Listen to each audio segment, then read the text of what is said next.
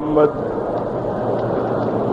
كما صليت على إبراهيم وعلى آل إبراهيم في العالمين إنك حميد مجيد. أعوذ بالله من الشيطان الرجيم. بسم الله الرحمن الرحيم. ما جعل الله لرجل من قلبين في جوفه وما جعل أزواجكم اللائي تظاهرون منهن أمهاتكم وما جعل أدعياءكم أبناءكم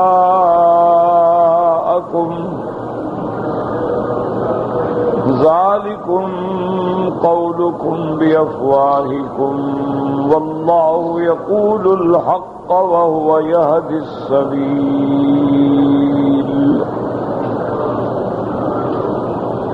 ادعوهم لآبائهم هو أقسط عند الله فإن لم تعلموا آباءهم فإخوانكم في الدين ومواليكم وليس عليكم جناح فيما أخطأتم به ولكن ما تعمدت قلوبكم وكان الله غفورا رحيما. اللہ تبارک و تعالی نے کلام مقدس کی ان آیات مبارکہ میں جو سورۃ الاحزاب کی آیات ہیں 3 مسائل کا ذکر فرمایا ہے.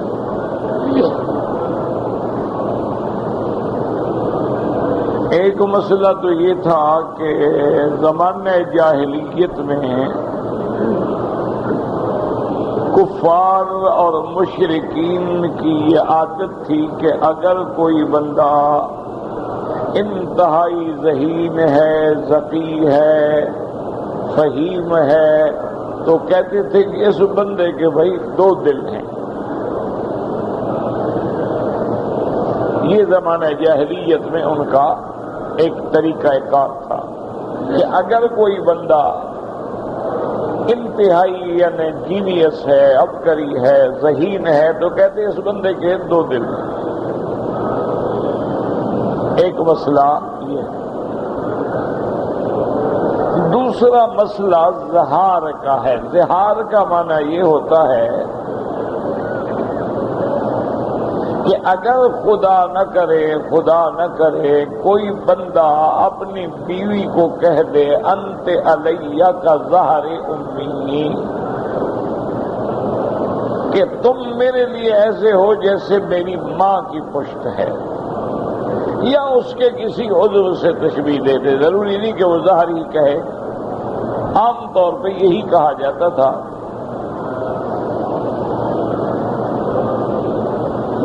کیونکہ انسان کے لیے اللہ تبارک و تعالی نے گویا عورت جہاں لباس بنایا ہے،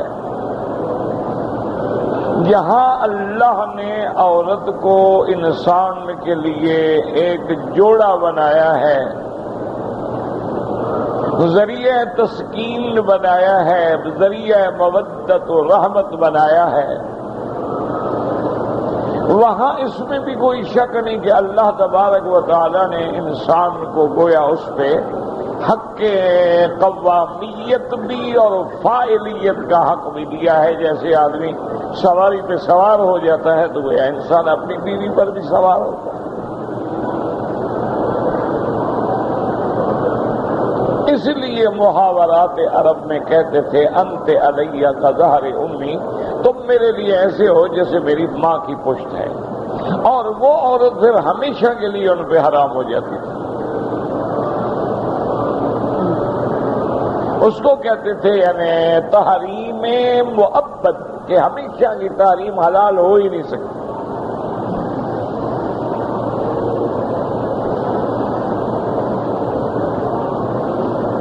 اسی کے مطابق وہ واقعہ ہے جو سورۃ المجادلہ میں اللہ نے ذکر فرمایا.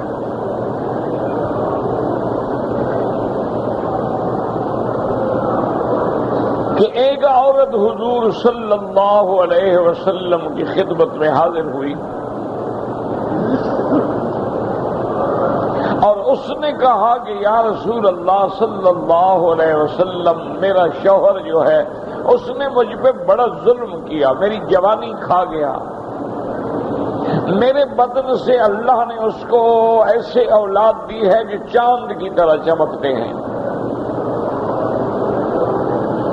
لیکن اس نے مجھے آج کہہ دیا کہ انت علیہ کا ظہر امی، کہ تم میرے لیے ایسے ہو جیسے میری ماں کی پشت ہے، میں تو اس پہ ہمیشہ کے لیے حرام ہو گئی.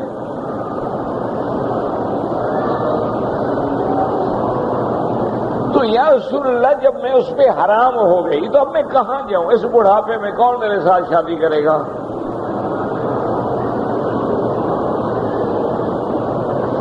حضور صلی اللہ علیہ وسلم نے جب سنا تو فرمایا کہ ما نزل فیک شیء، بیوی تمہارے بارے میں اللہ نے کوئی حکم نہیں دیا ہے، میں کیا فیصلہ کر سکتا ہوں؟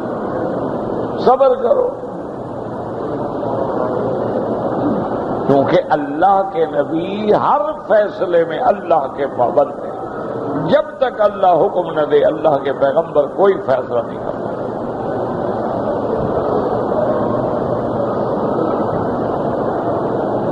اب وہ بی بی صاحبہ چونکہ ستم رسیدہ تھی، اس پہ تو ظلم ہوا تھا نا، وہ چیخنے لگی یا رسول اللہ، اللہ نے قرآن نازل فرمایا ہر مسئلے کا حل موجود ہے، میرا مسئلہ کیوں نہیں؟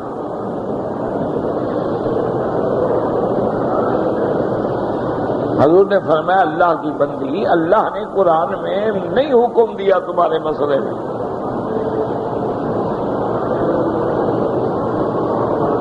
بہرحال وہ جھگڑتی رہی، حضور فرماتے رہے صبر کرو، میں کیسے فیصلہ کر سکتا ہوں، یہ نیا قضیہ ہے، اللہ نے حکم نہیں دیا.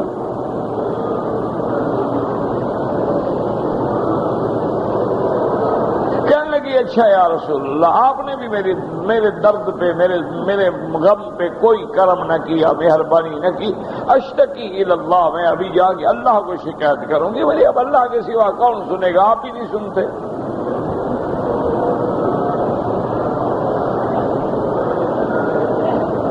اسی کو اللہ نے اس صورت میں بیان کیا، فرمایا قد سمع اللہ قول التی تجادلک فی زوجها وتشتکی الی اللہ واللہ یسمع تحاورکما. اللہ نے فرمایا میرا بدی، اللہ نے سن لی ہے بات اس عورت کی جو تم سے جھگڑ رہی تھی، اللہ نے سن لیا. دریا اپنے خامد کے بارے میں جھگڑ رہی تھی اور اللہ کو درخواست دی، اللہ تمہاری جو آپس میں گفتگو ہو رہی تھی وہ سن رہے ہیں. اس لیے بی بی عائشہ صدیقہ رضی اللہ تعالی عنہا فرماتی تھی، آپ فرماتی تھی سبحان من وسع سمعہ، فرماتی تھی پاک ہے تیری ذات، میں کمرے میں موجود ہوں، حضور کے ساتھ وہ عورت جھگڑ رہی ہے، میں نے کچھ سنا کچھ نہیں سنا. میرا مولا کمال تو تیرا ہے کہ تو نے عرشوں پہ سن لی فریاد.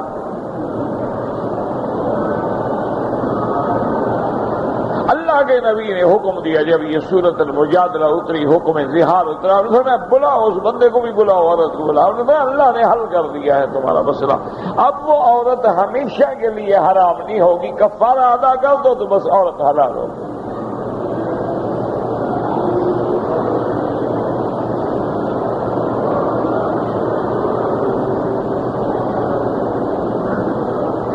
کفارہ جو ہے یاد رکھے، جیسے رمضان المبارک کے مہینے میں روزے سے آدمی بیوی سے جماع کر لے،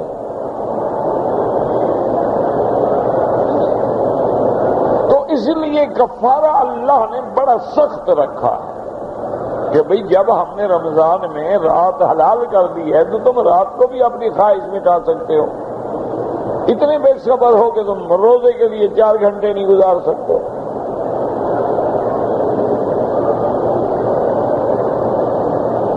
کفارہ یہ ہوتا ہے کہ یا تو ایک غلام خرید کر کے آزاد کرے. اب غلام تو رہے نہیں، نہ ملتے ہیں.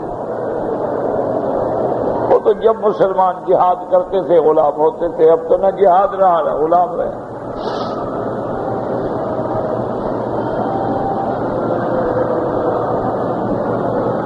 جہاد میں جو اموال تھے کفار کے وہ مال غنیمت تھے، اور جو ان کے لڑکے یا لڑکیاں قید ہوتی وہ غلام ہوتے. ان کو پھر مجاہدین میں تقسیم کر دیا جاتا. یہ اسلام پہ ایک بہت بڑا اعتراض ہے کہ دیکھو جی اسلام لوگوں کی لڑکیوں کو باندیاں بنا لیتا ہے، لڑکوں کو غلام بنا لیتا ہے. ایسے تو نہیں بنا لیتا. بات یہ ہے کہ جنگ ہو گئی، دشمن شکست کھا گیا، ان کے لڑکے لڑکیاں پکڑے گئے، چلو آپ بتائیں کیا کریں؟ ان کو قتل کر دیں. پھر بھی آپ کہیں گے دیکھو جی بے گناہوں کو مار دیا.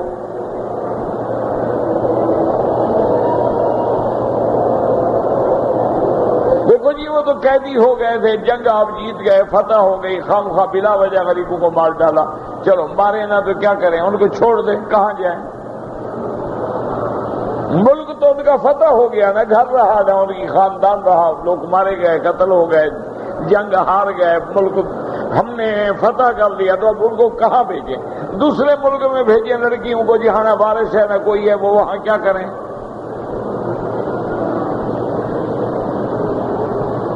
ان کو ہمیشہ کے لیے قید میں رکھیں. اگر 1000 آدمی ہو تو 1000 آدمی کی قید، کب تک اس کو قید میں رکھیں؟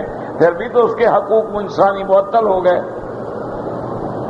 اسلام نے تو حل نکالا کہ بھئی اب ان کو تم ذلیل نہ کرو بلکہ مجاہدین میں دے دو، اور پھر بتلا دیا غلام آزاد کرو، غلام آزاد کرو، غلام آزاد کرو، تاکہ وہ جلدی جلدی آزاد بھی ہو جائیں.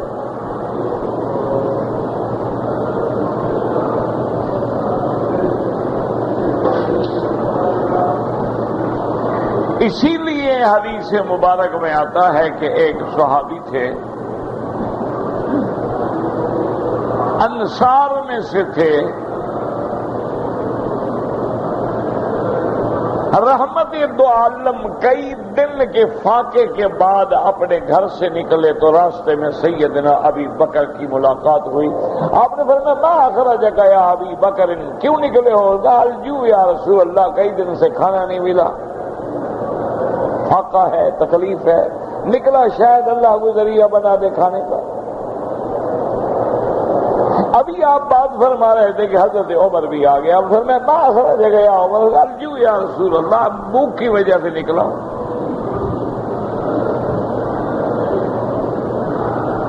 آپ نے فرمایا اچھا ٹھیک ہے آؤ چلیں. اور آپ نے فرمایا میں بھی اسی لیے نکلا تھا. آج تو ہم 10 کھانے کھانے کے باوجود بھی خدا کے شکر گزار نہیں. کھانا کھاتے ہیں باقی پھینک دیتے ہیں، اللہ کا حرم گندا کر دیتے ہیں. 4 کھجوریں کھائیں گے 2 کلو پھینک دیں گے. بھائی نہیں کھاتے ہو زیادہ مت لاؤ، بچ گئی ہے محفوظ کر لو، باہر غریب ہیں ان کو دے دو. حضور ایک صحابی کے گھر میں تشریف لائے، انصاری صحابی تھے.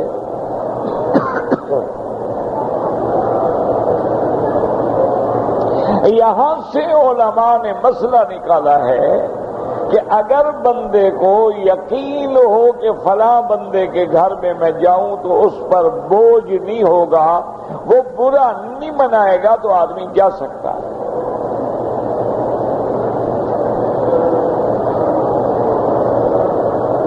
یہ جو آپ پڑھتے ہیں نا کہ فقہ میں امام نے یہ کہا، امام نے، وہ اسی طرح مسائل حدیث سے سمجھتے ہیں کہ اب حضور لے کے جا رہے ہیں، اس کو بندے کو پتہ ہی نہیں ہے،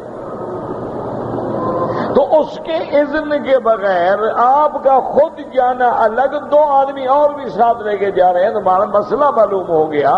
اگر بندے کو یقین ہو کہ وہ برا نہیں منائے گا اور وہ صاحب استطاعت بھی ہیں، ہم 3 آدمیوں کو کھانا بھی دے سکتا ہے، اگر بغیر اس کے دعوت کے بغیر پوچھے چلے جائیں تو کوئی حرج نہیں. اب اصل تو حدیث میں ہے نا، فقیہ یا امام تو اسی بات کو سمجھا رہا ہے، بات تو وہ ہے جو حدیث میں ہے. حضور صلی اللہ علیہ وسلم جب گئے تو اس کی بیوی موجود تھی. اس نے کہا اہلا ومرحبا بالنبی المصطفیٰ. حضور نے فرمایا آئیے صاحبوں کے تیرا شوہر کہاں ہے؟ اس نے کہا حضور وہ ہمارے لیے پانی لینے کے لیے گیا ہے. ہمارے کنویں میں پانی میٹھا نہیں ہے, وہ پانی لاتے ہیں پینے کے لیے میٹھا. اور نے کہا حضور آپ تشریف لائیں, بیٹھے, ابھی میرا شوہر آ جاتا ہے.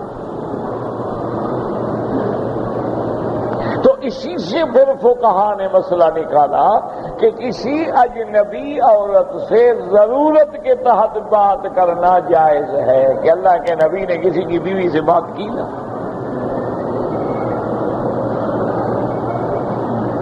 اور اسی سے مسئلہ نکالا کہ اگر وہ عورت اجازت دے دے کہ آپ آئیں میرے گھر میں بیٹھیں, اور اس کو یقین ہو کہ ان آنے والوں پہ میرا شوہر اعتراض نہیں کرے گا, تو اجازت دے سکتی ہے.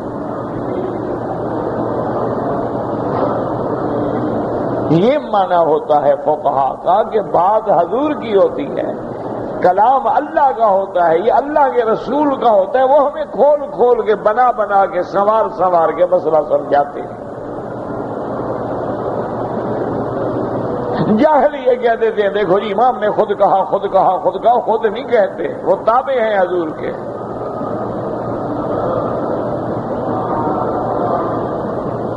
اب ہر جگہ چونکہ ساتھ حدیث لکھی ہوئی نہیں ہوتی, عام آدمی کو سمجھ نہیں آتی.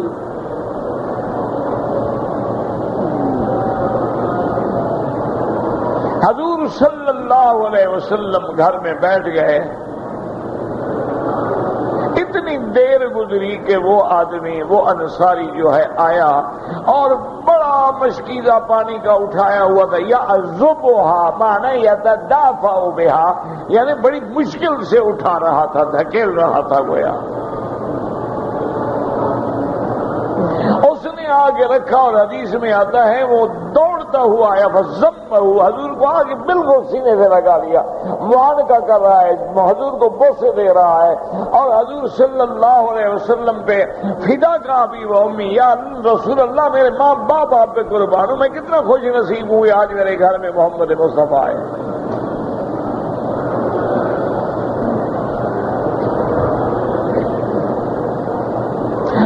حضور اب آپ چلیں اور باغ میں بیٹھتے ہیں.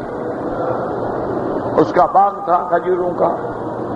باغ میں اس نے بسط لہما بساطا, اس نے بچھایا, حضور کو بٹھایا اور جلدی سے دوڑا اور ایک گوشہ کھجور کا کاٹ کے لے آیا. حضور نے فرمایا اللہ کے بندے یہ تم نے کیا کیا؟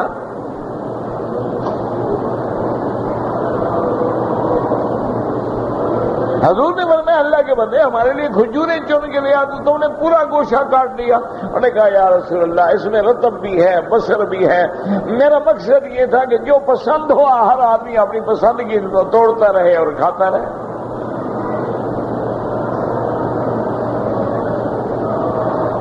اور اس کے بعد اٹھا, اس نے کہا کہ آپ کھجوریں تناول فرمائیں, پانی نوش فرمائیں, اور میں کھانے کا, آپ نے فرمایا خیال کرنا کسی دودھ والے بکری کو ذبح نہ کرنا.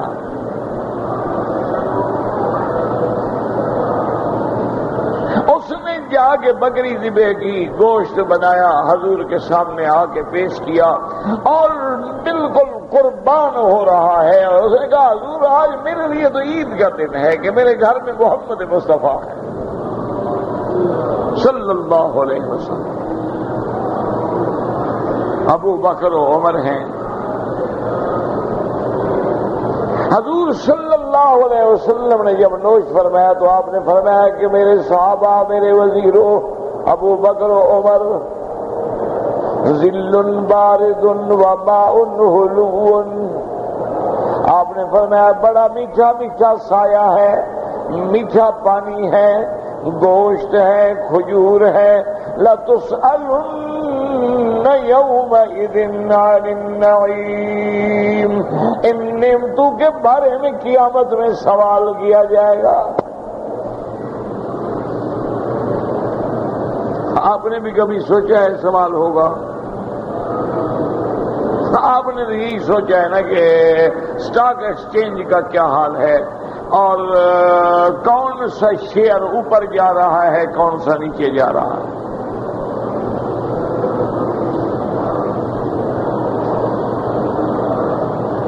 یعنی اتفاق سے اتنے دن کی بھوک کے بعد پانی ملا، کھجوریں ملی، روٹی ملی، پھر میں اس کا سوال ہوگا کہ تم نے اللہ کا شکر ادا کیا کہ نہیں.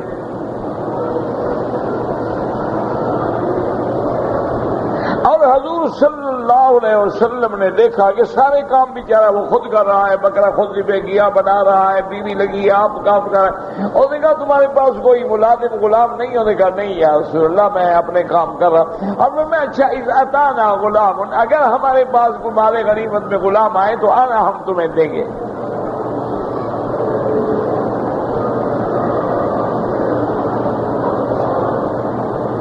صحابی کو پتہ چلا کہ حضور کی خدمت میں غلام آئے ہیں تو وہ دوڑا ہوا گیا اور نے کہا یا رسول اللہ میں نے سنا ہے کہ آپ کے پاس غلام آ رہے ہیں. ہاں یہ 2 غلام آئے ہیں، ایک فختر منہما، ان میں سے ایک چن لو. یہ شان کرم ہے نا. اس نے تو روٹی کھلائی، حضور غلام دے رہے. اللہ کا نبی احسان تو نہیں رکھتے نا کسی کا.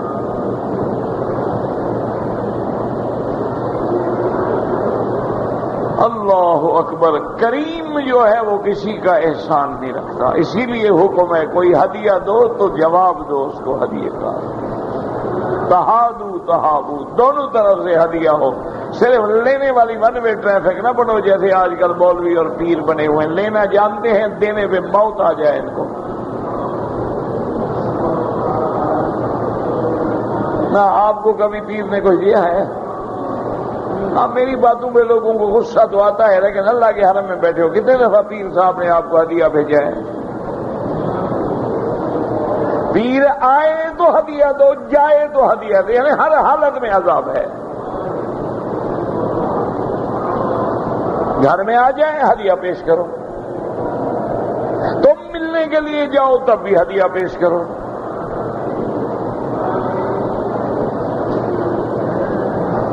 رحمت دو عالم ہیں، رحمت دو جہاں سیدنا محمد مصطفیٰ.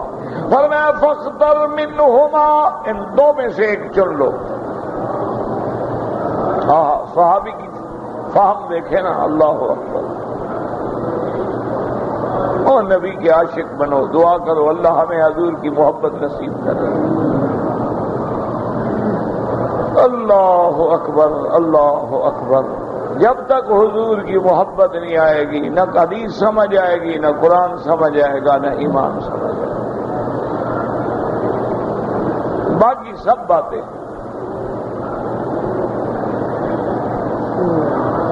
اور یہ بھی حدیث ہے کہ لا یؤمن احدکم، تم میں مومن نہیں ہو سکتا جب تک کہ ساری کائنات سے پیارا حضرت محمد مصطفیٰ ہو. سب سے زیادہ محبوب کون ہو؟ اللہ. دعا کرو اللہ ہمارے دلوں میں بھی محبوب بنا. حضور کی ظاہر حدیث یہ ہے کہ لا یؤمن، مومن نہیں ہو سکتا حتیٰ کہ حضور نے فرمایا میری محبت اس کو ساری کائنات سے، اپنے اہل سے، اولاد سے سب سے زیادہ محبت کس کی ہو؟ ہمیں بھی ہے محبت، اسی لیے داڑھی مڈا کے روضہ رسول پہ جاتے ہیں. محبت ہے نا کہ حضور ہم ہیں آپ کے عاشق، پر آپ کی شکل پسند نہیں ہے. شکل انگریز کی بنائیں گے لیکن محبوب آپ ہیں ہمارے. کملی والے پہ جان قربان، لیکن داڑھی انگریز کے لیے بنائیں گے. آج انگریز داڑھی رکھ لیں، سارے رکھ لیں.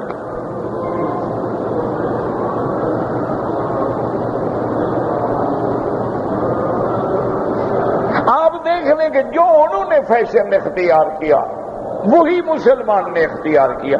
انہوں نے پینٹ پہنی، انہوں نے بھی پینٹ پہنی. اس نے ٹائی لگائی، اس نے بھی ٹائی لگائی. اس نے سوٹ پہنا، اس نے بھی سوٹ پہنا.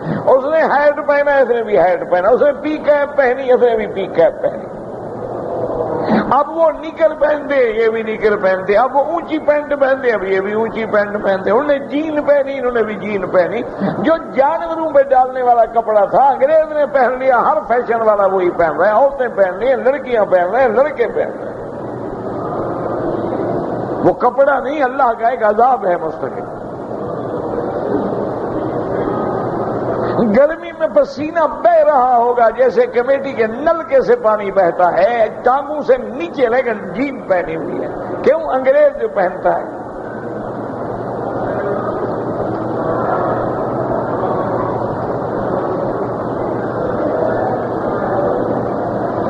وہ داڑھی مڈاتا ہے یہ بھی داڑھی مڈاتا ہے، وہ سگار پیتا ہے یہ بھی سگار پیتا ہے، وہ شراب پیتا ہے یہ بھی شراب پیتا ہے، وہ خنزیر کھاتا ہے یہ بھی خنزیر کھاتا ہے، وہ سودی کاروبار کرتا ہے یہ بھی سودی کاروبار کرتا ہے، وہ بھی ریس پہ پیسے لگاتا ہے یہ بھی ریس میں جا کے پیسے لگاتا ہے۔ مجھے بتاؤ فرق کیا ہے؟ محبوب حضور ہے، اجی حضور پہ جان قربان، جان رحمت پہ لاکھوں سلام، بس لیکن بات نہیں ماننی۔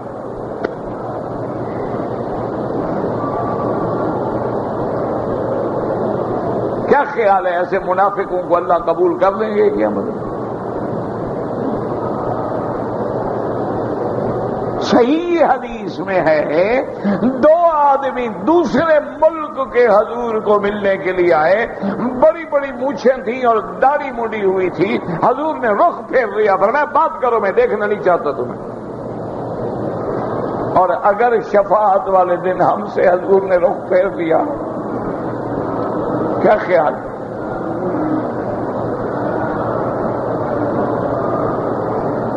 تو پھر کوئی جگہ ہے نجات کی؟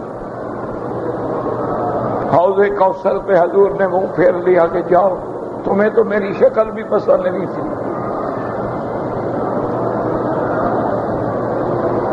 انا للہ و انا الیہ راجعون۔ میرا بھائی عمرہ کر رہے ہو، اللہ قبول فرمائے، لیکن یہ تو پکنک ہے کہ ہمارا جناب 2 لاکھ والا پیکج تھا، 5 سٹار ہوٹل کا پیکج لے کے آئے ہیں، اس کے مقابلہ ہے، کوئی تبدیلی کے لیے تو نہیں آئے۔ سامنے حرم کے ہوٹل ہے، سوئے ہوئے ہیں، جماعت نہیں ہے۔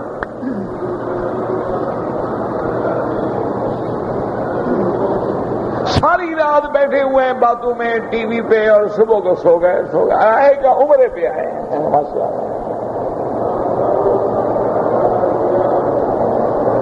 یہ تو اب رواج بن گیا ہے، ایک بھیڑ چال ہے چل پڑی ہے۔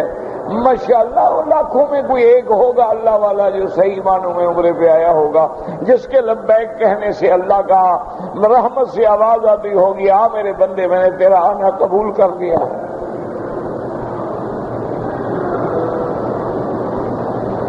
اور یاد رکھو، عمرے کے قبول ہونے کا معنی یہ ہے کہ تیرا رنگ بدلے، سیرت بدلے، صورت بدلے، کردار بدلے، قول بدلے، فعل بدلے، سمجھو اللہ نے منظور کر لیا۔ جیسے آئے تھے چلے جاؤ، سمجھو ٹھکرا دیا۔ اسے کیا ضرورت ہے بھائی؟ اللہ دیکھیں، یہ ہے عشق، یہ ہے مقام۔ حضور نے فرمایا فاختر منہما، ان 2 میں سے ایک غلام چن لو۔ صحابی کہتے ہیں فاختر لی یا رسول اللہ، آپ مجھے چن کے دے دیں۔ یا رسول اللہ آپ کے سامنے میں کیسے چنوں؟ حضور آپ چن کے دے دیں بس۔ آپ نے فرمایا اچھا اس بندے کو لے لو، انی رأیتہ یصلی، میں نے دیکھا ہے اس کو نماز پڑھتا ہے رات کو، یہ بندہ تم لے لو۔ رات کو نماز پڑھنے والا، جاگنے والا، تہجد والا، میرے مدنی کو پسند، میرے اللہ کو پسند۔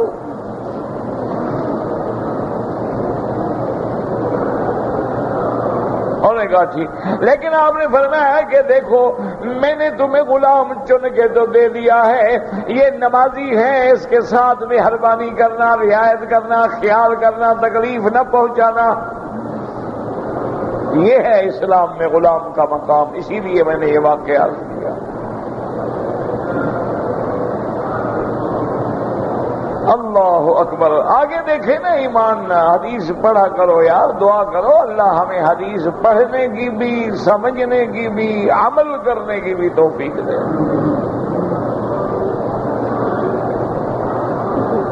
یہ حلدر کی ایک پڑیا باندھ کے حکیم نہ بن جایا کرو. حدیث سمجھنے کے لیے علماء کی ضرورت ہے, قانون سمجھنے کے لیے وکلاء کی ضرورت ہے, تو قرآن حدیث سمجھنے کے لیے بھی علماء کی ضرورت ہے. وہاں کیس کرتے ہو, لاکھ روپے وکیل کو دیتے, اور جی کیا کریں کورٹ کا معاملہ ہے, کورٹیں مسلمانوں کی ہیں, زبان انگریز کی ہے. کورٹیں مسلمانوں کی ہیں, اس میں قانون انگریز کا ہے. کورٹیں مسلمانوں کی ہیں, لباس انگریز کا ہے. کورٹیں مسلمانوں کی ہیں, پہلے وکیل گردن جھکا کے انگریز کی عدالت کی طرف می لارڈ کہہ کے اجازت لے کے داخل ہوتا ہے.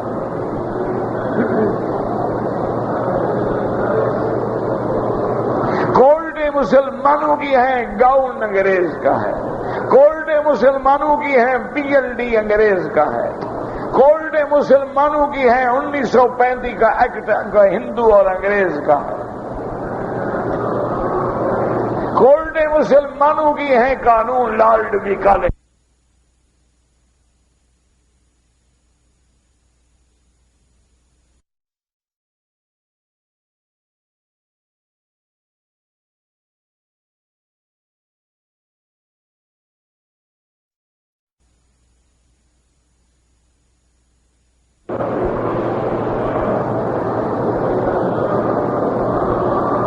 انا للہ و انا الیہ راجعون. ہم مولوی تو بس روتے رہیں گے, اور ہمارے بس میں کیا ہے بلا. یہ بھی کوئی بندہ بات سن لے, وہ بھی اللہ چاہے اس کے دل میں ڈال دے, نہ چاہے تو اپنے اولادیں نہیں سنتی.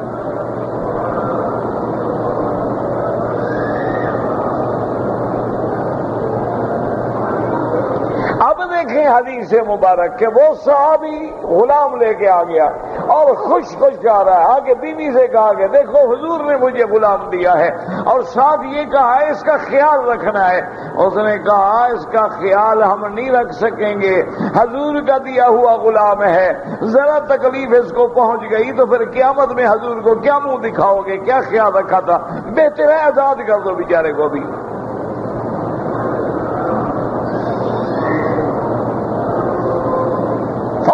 آزاد کر دیا.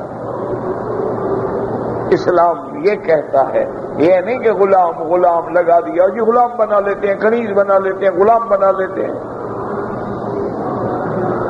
اس لیے قرآن نے ہر جگہ دیکھے وَتَحْرِيرُ رَقَبَةٍ مُؤْمِنَةٍ وَدِيَةٌ مُسَلَّمَةٌ إِلَىٰ أَهْلِهِ. اللہ فرماتے قتل خطا ہو جائے غلام آزاد کرو. اللہ فرماتے ہیں اگر رمضان کے اندر روزے کی حالت میں مباشرت کر بیٹھو غلام آزاد کرو.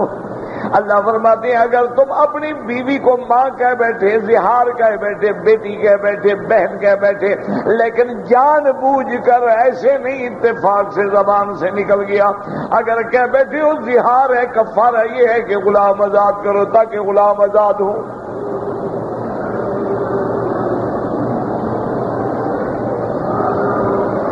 اگر غلام نہ ملے تو پھر 2 مہینے کے روزے رکھو متواتر, ایک بھی درمیان میں نہ چھوڑو. اور اگر روزے بھی نہ رکھ سکو, کیا مانا بوڑھا ہے, ضعیف ہے, معذور ہے, مجبور ہے, روزے نہیں رکھ سکتا, تو اب یہ ہے کہ 60 مسکینوں کو کھانا کھلائے.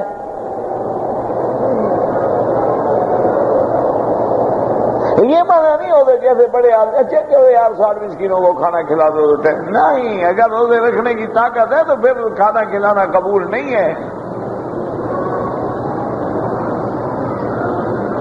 یہ اس کے لیے کہ فَمَن لَّمْ يَسْتَطِعْ فَإِطْعَامُ 60 مِسْكِينًا. اگر طاقت نہیں, روزہ نہیں رکھ سکتا, جیسے وہ ایک صحابی آئے تھے نا, ان سے بھی غلطی ہو گئی بیچاروں سے. رمضان مبارک میں حضور کے پاس ہے, آپ نے فرمایا بھئی غلام آزاد کرو. اس نے کہا یا رسول اللہ غلام کہاں سے آزاد کرو, یہی گردن ہے, حاضر ہے. اور تو گردن ہے نہیں کہ آزاد کروں، یہ میری گردن تو ہے۔ ہم نے فرمایا نہیں، چلو 2 مہینے کے روزے رکھو۔ اس نے کہا مجھ سے یا رسول اللہ 1 مہینے کے نہیں رکھے گئے، غلطی کر بیٹھا، 2 مہینے کے کیسے رکھوں گا؟ لاج والے صحابی بھی تو ہوتے ہیں نا۔ اس نے کہا حضور میں تو 1 مہینہ صبر نہیں کر سکا، 2 مہینے کیسے کروں گا؟ حضور مسکرائے۔ آپ نے فرمایا اچھا پھر 60 مسکینوں کو کھانا کھلاؤ۔ اس نے کہا رسول اللہ 60 مسکینوں کا، میرے گھر میں اپنی روٹی نہیں ہے تو 60 مسکینوں کو کھانا کھانے کھلاؤں؟ ایسے صحابہ بھی تھے نا پیار والے۔ ہم نے کہا اچھا بھائی بیٹھ جاؤ، بیٹھ گئے۔ تھوڑی دیر کے بعد 2 بڑے بڑے زنبیل بھرے ہوئے کھجوروں کے حضور کی خدمت میں آئے۔ حضور نے فرمایا آئین الرجل، وہ کہاں ہے بیچارہ کفارے والا؟ وہ کھڑا ہو گیا، یا رسول اللہ میں ہوں۔ اب میں لے جاؤ یہ 60 مسکینوں کو کھلا دو۔ اس نے کہا یا رسول اللہ سب سے زیادہ مسکین تو میں ہوں۔ اس نے کہا حضور مسکین ڈھونڈنے لے جاؤں؟ واللہ میں قسم کھاتا ہوں مدینے میں مجھ سے زیادہ مسکین کوئی نہیں۔ اب میں جاؤ چل تم خود کھا لو۔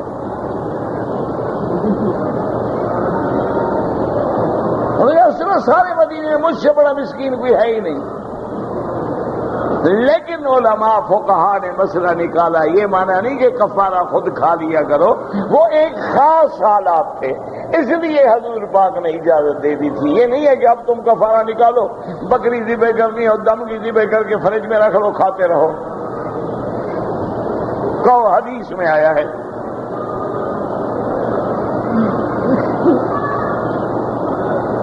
تو اس لیے ہمیشہ یاد رکھیں کہ ظہار میں بھی کیا ہے کہ بھئی اگر وہ کفارہ ادا کر دے تو بیوی رہے گی، وہ ماں نہیں بنتی۔ اور تیسرا مسئلہ تھا متبنہ، کہ اگر کسی بندے کو منہ بولا بیٹا بنایا جائے تو کافروں میں یہ رواج تھا، اس کو وہ حقیقی بیٹا سمجھتے تھے، جائیداد میں بھی شریک کرتے، وراثت میں شریک کرتے، میراث میں بھی شریک کرتے، اور اس کی بیوی کو اگر وہ طلاق بھی دے دے تو وہ شادی نہیں کرتے تھے کہ یہ تو ہماری بہو ہے۔ اس لیے اللہ نے اس آیت میں یہ 3 مسئلے بیان فرمائے۔ فرماتی ہے ما جعل اللہ لرجل من قلبین فی جوفہ، کہ تمہارا یہ کہنا غلط ہے کہ اللہ کسی کے سینے میں 2 دل رکھتے ہیں، نہیں، یاد رکھو ہمیشہ ایک دل ہوتا ہے، یہ تمہارا غلط خیال ہے۔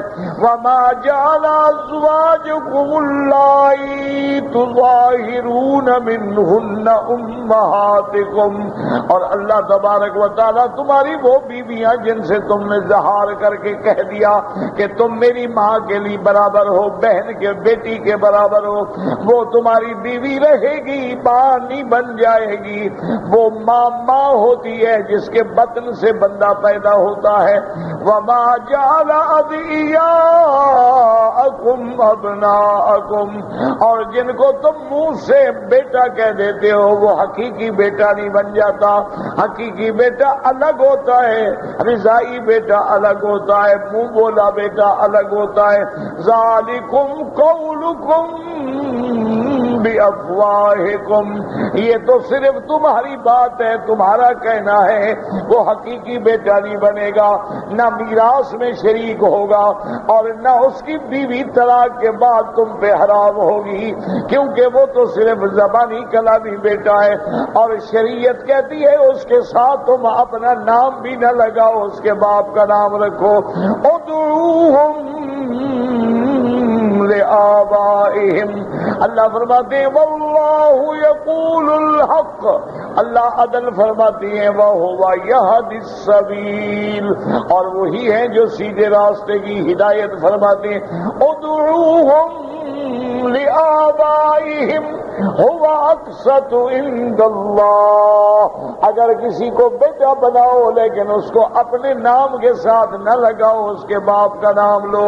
اور اللہ فرماتے ہیں اگر ایسے حالات ہیں، زلزلے میں بچے اٹھا لیے ہیں، ہسپتالوں سے بچے اٹھا لیے ہیں، پتہ ہی نہیں کہ کس کا بیٹا ہے، فَإِن لَّمْ تَعْلَمُوا آبَاءَهُمْ فَإِخْوَانُكُمْ فِي الدِّينِ وَمَوَالِيكُمْ، اور اگر تمہیں یہ پتہ نہ ہو کہ یہ کون ہے، کس کا بیٹا ہے، پھر یہ تمہارا دین میں بھائی ہے اور یہ تمہارا دوست ہے، یہ تمہارا ساتھی ہے، اس کو پھر بھائی رکھو، لیکن اس کو اپنے نام کے ساتھ اپنا بیٹا نہیں بنا سکتے۔ بیٹا وہ اسی کا ہے جس کے نطفے سے پیدا ہوا ہے۔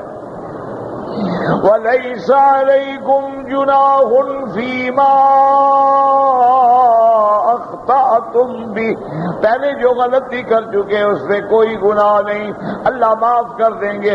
وَلَٰكِن مَّا تَعَمَّدَتْ قُلُوبُكُمْ، اور جو تم دل کے ارادے سے جان بوجھ کے کرتے ہو، اگر ایسے زبانی کلامی لفظ نکل گیا اس پہ مواخذہ نہیں ہوگا، لیکن جب بالکل یقین کر کے کہہ دو کہ میری ماں کے برابر ہے، پھر کفارہ دینے کے بعد تمہاری بیوی ہوگی۔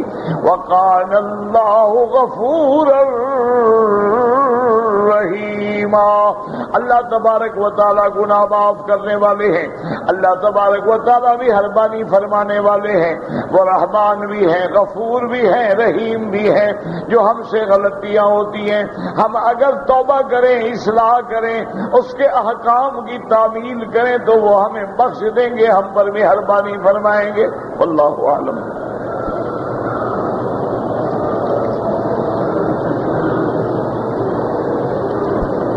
اللہ اکبر۔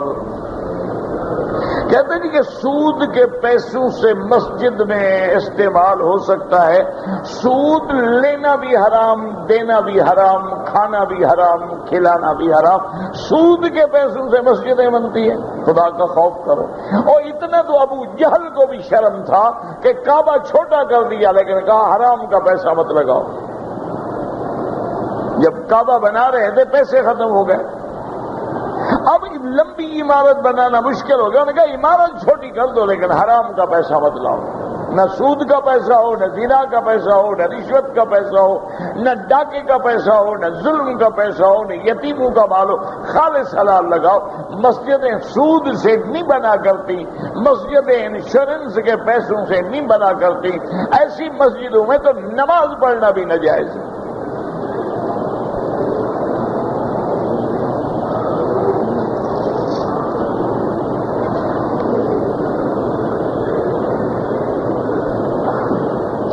میری آنکھیں کمزور ہو گئی ہیں، زمزم میں نے کل بتایا تھا نا، زمزم پیو بھی اور آنکھوں پہ بھی ڈالو اور اللہ سے دعا کرو انشاءاللہ۔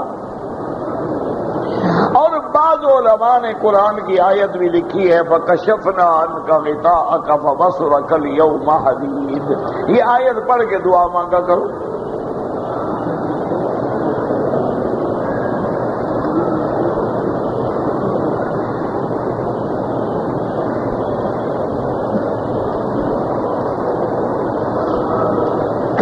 کہ ایک عالم کا کہنا ہے کہ اگر عورت وضو کرنے کے بعد ناخن کے اوپر پالش لگائے اور دوبارہ وضو کرنا چاہے یا ضرورت ہو تو پالش اتارنے کی ضرورت نہیں ہے، پہلے وضو سے پہلے کیوں لگائے؟ جب ضرورت نہیں ہے تو وضو کے بعد لگا لے۔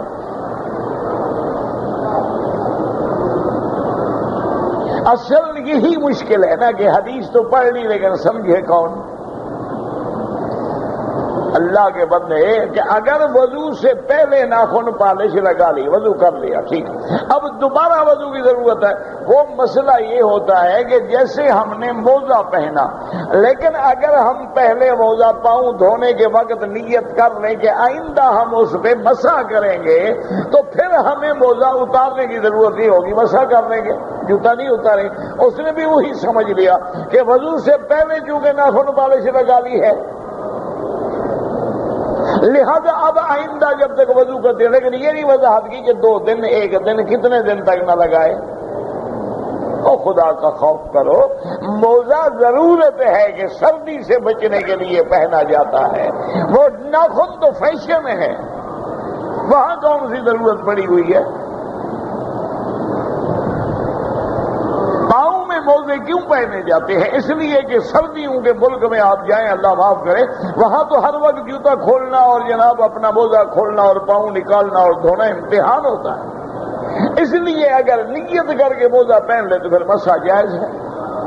ناخن تو ناخن پالش تو فیشن ہے، اس میں کون سی ضرورت ہے بھائی؟ ہاں کہتے جی کہ حمل اگر 2 یا 3 سال کا، ہمیں کیسے پتہ چلے گا؟ پتہ ہمیں اسی طرح چلے گا جب 3 سال کے بعد بچہ پیدا ہوگا، اس طرح پتہ چلے گا. اور کیسے پتہ چلے گا؟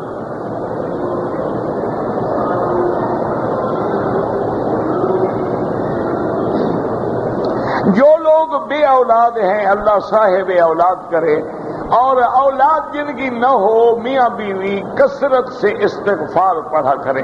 استغفر اللہ استغفر اللہ استغفر اللہ، کیونکہ اللہ نے قرآن میں وعدہ کیا ہے، فرمایا ہے کہ یمددکم باموال وبنین، کہ جو استغفار کرتے ہیں ان کے مال بھی بڑھا دیتا ہوں، اولاد بھی بڑھا دیتا ہوں.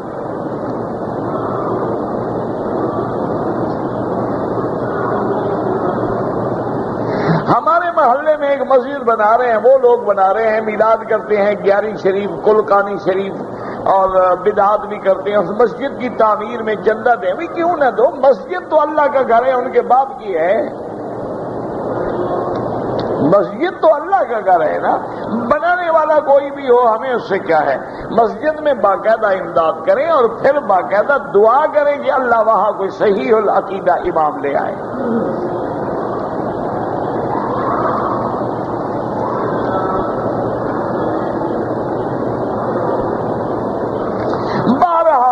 جو لوگ زندیق ہوتے ہیں، یعنی جو شان محمد مصطفیٰ میں گستاخی کرے وہ زندیق ہے. بعض علماء فرماتے ہیں کہ لا یقبل توبتہ، ایسے بندے کی توبہ قبول نہیں ہوتی بلکہ اس کی سزا موت ہوتی ہے. جیسے کہ شیخ الاسلام ابن تیمیہ رحمت اللہ علیہ نے باقاعدہ مستقل کتاب لکھی ہے اس پہ.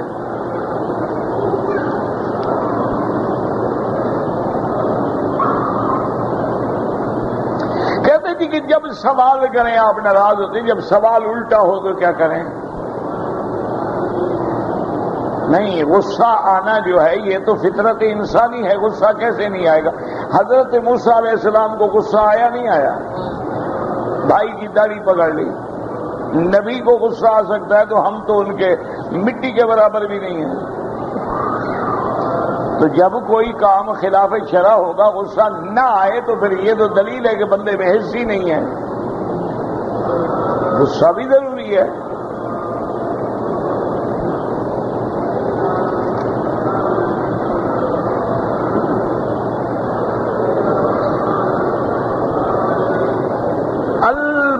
مسائل المتعلقة بالتقليد باللغة العربية فاسأل عن جانبنا الشيخ. آج ہم جا رہے ہیں، ہمیں آپ سے محبت ہے، تو حدیث میں آتا ہے کہ جب کوئی آدمی کہے کہ مجھے آپ سے محبت ہے، آپ کہیں احبک اللہ کما احببتنا، اللہ تم سے محبت کرے جیسے تم ہم سے محبت کرتے ہیں.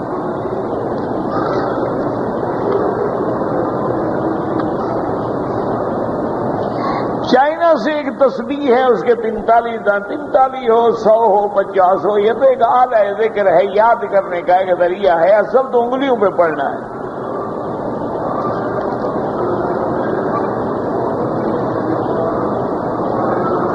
اگر حجام نے ڈٹول لگایا سر پہ، وہ خوشبو نہیں ہوتی، وہ تو بدبو ہوتی ہے. یہ کس نے کہا آپ کو کہ ڈٹول میں خوشبو ہوتی ہے؟ ڈٹول جو ہے اس میں تو بدبو ہوتی ہے، اینٹی سیپٹک ہوتا ہے، وہ لگا دیتے ہیں. کیونکہ آج کل حالات ایسے ہیں نا، زیادہ بیماریاں اسی اس طرح سے پھیلتی ہیں. ایک تو بلیڈ ہمیشہ نیا ہو اور باقاعدہ اس کو ڈٹول سے بھی صاف کیا جائے. ڈٹول لگانے سے کچھ نہیں ہوتا. البتہ پہلے خوشبو والا شیمپو یا خوشبو والا صابن نہ لگائے محرم. اگر آپ نے احرام باندھا ہے آپ نے طواف صفا کر کے سر منڈانا ہے تو آپ حجام کو ہدایت کر دیں بھی میرا احرام نہیں دیکھ رہے ہو، میں احرام میں ہوں۔ احرام میں خوشبو لگانا حرام ہے، لہذا خوشبو والا صابن نہ لگاؤ، یا تو سادہ صابن لگا لو یا پھر یہ ہے کہ بالکل نہ لگاؤ، صرف پانی لگا لو۔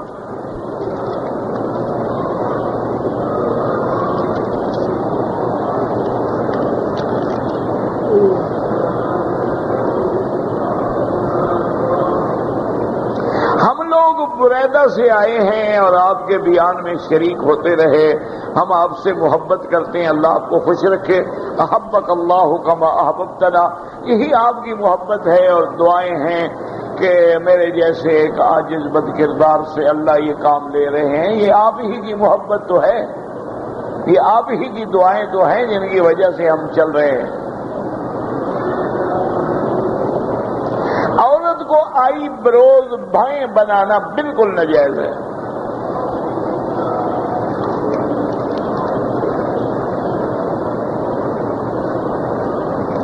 حج میں دوسرے دن کی کنکریاں میں نے نہیں ماری، اپنے شوہر کو دی کیونکہ رش زیادہ تھا۔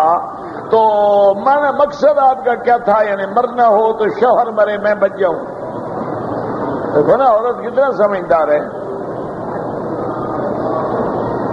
رش ہے تم مرو، میں تو دور کھڑی ہوں، یہ کیا مسئلہ ہوا؟ بالکل غلط ہے۔ اگر آپ دوسرے دن سارا دن ساری رات کنکریاں مار سکتے تھے، رات کو چلے جاتے، کوئی رش نہیں، یہ کیا بہانہ ہے کہ رش تھا؟ کوئی بہانہ نہیں، بغیر عذر کے مارا ہے، دم پڑ گئی۔ اللہ کے بندے، رش کا مطلب دیکھو نا، پہلا دن ہے، صبح سے لے کر سارا دن کنکری مارنی جائز ہے۔ اگر آپ وہاں عصر کے بعد جائیں، ایک بندہ بھی نہیں ہوگا، یعنی 10 تاریخ کو آپ عصر کے بعد جا کے کنکری ماریں، ایک بندہ بھی جمرے پہ نہیں ہوگا، آرام سے 4 بجے کنکری ماریں، 5 بجے قربانی کریں، شام کو 6 7 بجے 8 بجے 9 بجے رات کو سر منڈائیں، غسل کریں، کپڑے پہنے، طواف پہ آ جائیں، کیا مشکل ہے؟ 11 تاریخ کو دوپہر سے وقت شروع ہوگا، سارا دن بھی جائز، ساری رات بھی جائز، آپ رات کو جا کے کنکری مار لیں۔ یعنی دوسرے دن ہم چھوٹے چھوٹے بچے، 5 سال کے بچی کو بھی لے کے جاتے ہیں، وہ بھی چلی جاتی ہے، رش نہیں ہوتا۔ اصل میں لوگ چاہتے ہیں جان چھڑائیں یار، بس اب احرام حج ہو گیا، عرفات ہو گیا، بس یہ اب گلے میں مصیبت پڑی ہوئی ہے، اتاریں، جان چھوٹے۔ جب یہ دل میں خیال ہو نا، سمجھے نا آنا بیکار گیا، ورنہ جتنے دن جتنی ٹائم احرام میں رہو گے تم تو اللہ کے مہمان ہو، اور زیادہ ثواب لے رہے ہو۔ بینک میں نوکری کرنا درست نہیں تو رقم رکھنا، رقم تو مجبوراً رکھتے ہیں، ڈاکو جو لے جاتے ہیں، نوکری تو شوق سے کرتے ہیں نا، رقم تو مجبوری سے رکھتے ہیں۔ اگر ہماری رقمیں اپنے گھر میں محفوظ ہوں تو کون رکھے گا؟ مجبوری ہے۔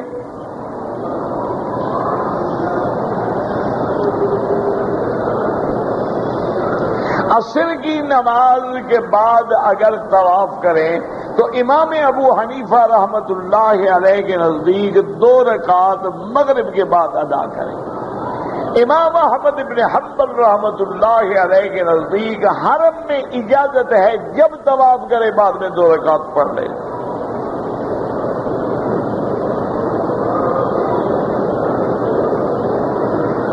قلبین کا تعلق کہ اللہ اور غیر اللہ سے محبت کرنا، یہ یہاں مسئلہ نہیں ہے۔ آگے تو وما جعل ازواجکم ہے، تو آگے سے کیسے تعلق ہے؟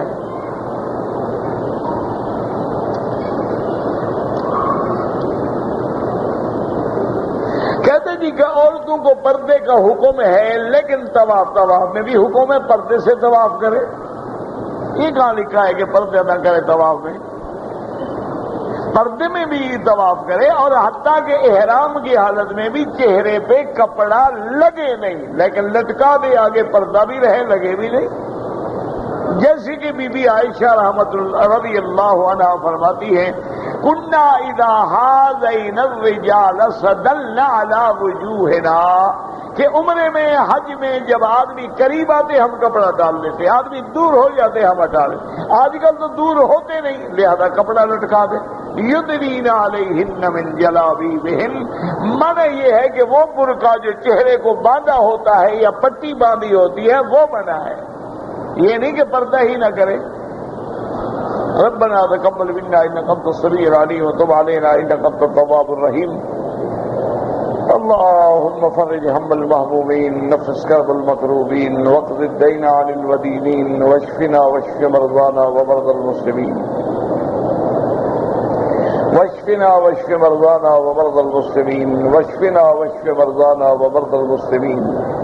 اللهم اصلح ذرياتنا وذريات المسلمين، اللهم اجعلنا واجعلهم من عبادك الصالحين الناجحين الراشدين الفائزين برحمتك يا ارحم الراحمين۔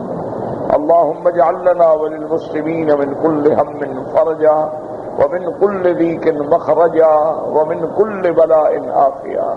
یا اللہ عالم اسلام کی عزت کا فیصلہ فرما، یا اللہ کفر کو ذلت میں شکست سے دوچار فرما، یا اللہ بیماروں کو شفا عطا فرما، بے حیاؤں کو حیا عطا فرما، بے اولادوں کو اولاد عطا فرما، جن کی اولاد ہے ان کو صالح بنا، جن کے گھروں میں بچیاں ہیں ان کے رشتے آسان فرما۔ یا الہ العالمین ہمیں مانگنا نہیں آتا، بغیر مانگے عطا فرما، پورے عالم میں ہدایت کی ہوائیں چلا دے، حضور کے ہر امتی کو دین کا دائی اور دین کا سپاہی بنا دے۔ یا الہ العالمین یا ارحم الراحمین، مسلمان جس ملک میں ہیں، جس مکان میں ہیں، جس جگہ میں ہیں، ان کی جان مال آبرو عزت کی حفاظت فرما۔ ربنا تقبل منا انک انت السمیع العلیم وتب علینا انک انت التواب الرحیم۔ وصلی اللہ تعالی علی خیر خلقہ سیدنا محمد وعلی آلہ واصحابہ اجمعین برحمتک یا ارحم الراحمین۔